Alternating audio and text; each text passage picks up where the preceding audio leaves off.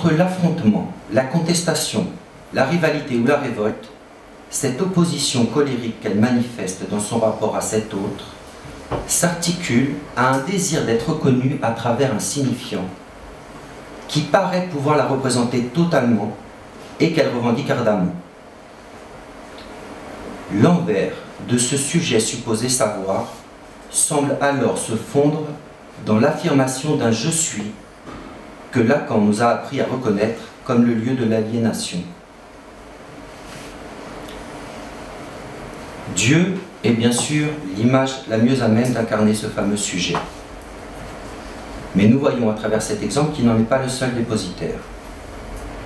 Si la figure du conjoint, de la conjointe, de l'ami ou encore du patron peuvent venir prendre cette place, nous pouvons remarquer que celle du médecin, du politicien, du professeur ou du psychanalyste bénéficie d'une facilitation statutaire. Qu'il s'agisse d'un savoir sur la signification de nos symptômes, sur notre désir, sur l'amour ou même sur la jouissance, l'idée d'un savoir absolu est essentielle à cerner ce concept qui n'est pas sans renvoyer à la notion d'idéal, tout du moins à l'idée qu'il y en a au moins un qui sait.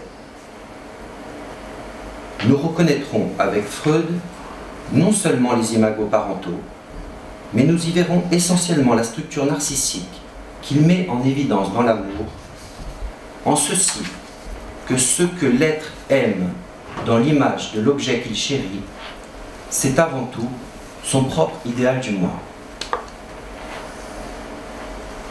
Avec le stade du miroir, Lacan précise l'aliénation qui structure l'identification à l'image spéculaire. C'est lors de cette jubilation où l'être a le sentiment d'être face à un objet qui le rend transparent à lui-même que se constitue pour lui la structure trompeuse de ce sujet de la connaissance, de ce sujet qui se croit scient à lui-même, que l'on retrouve en miroir dans les avatars du sujet supposé savoir. Entre la fascination, l'idéalisation et le pouvoir de suggestion que revêt cette figure tutélaire, comment le psychanalyste va-t-il pouvoir non seulement supporter le transfert, mais surtout le manier convenablement pour ne pas simplement reproduire un conditionnement imaginaire qui aliène toujours plus le sujet.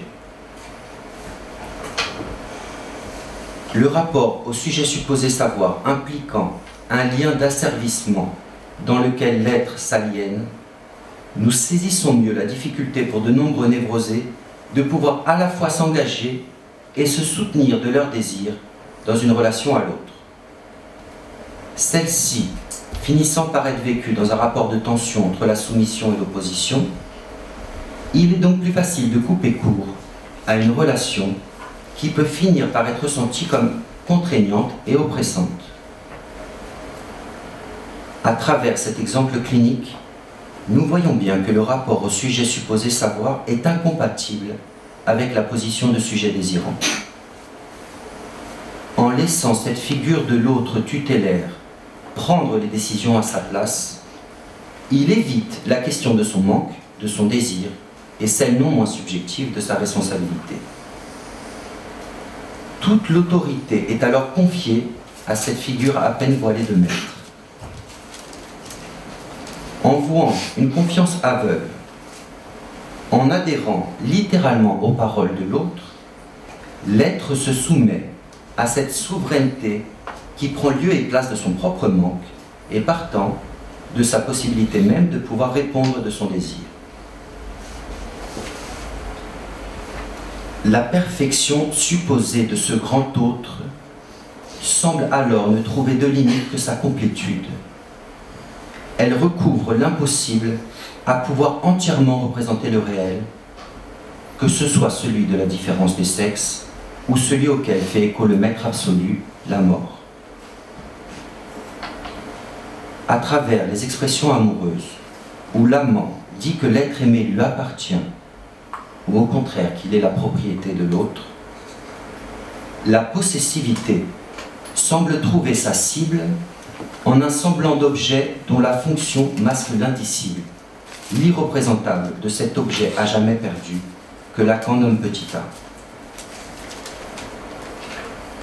En acceptant de supporter le transfert, le psychanalyste offre un nouveau support à ce sujet supposé savoir. C'est ainsi qu'il se situe, nous dit Lacan, entre deux chaises. Il supporte d'être mis dans cette position fausse pour que le transfert puisse dévoiler son vrai visage. Il intervient alors sur les manifestations transférentielles en les rectifiant au nom de la vérité. Ce faisant, il déjoue le versant fallacieux par lequel l'amour se présente dans sa dimension imaginaire, dans sa fonction d'obturation de l'inconscient. Dans cet acte par lequel il supporte le transfert, le psychanalyste prend donc lui-même la fonction du symptôme. Il est pris dans le jeu signifiant, grâce à quoi le symptôme peut devenir analysable en tant que tel. Mais c'est en tant que présence réelle qu'il opère, qu'il invite le psychanalysant à se supposer le savoir lui-même. Ce faisant, la cure remet en jeu le sujet supposé savoir. Elle le remet en jeu. Et c'est au terme de cette quête où le psychanalysant transforme l'amour narcissique en amour de savoir qu'il advient à la destitution du sujet supposé savoir.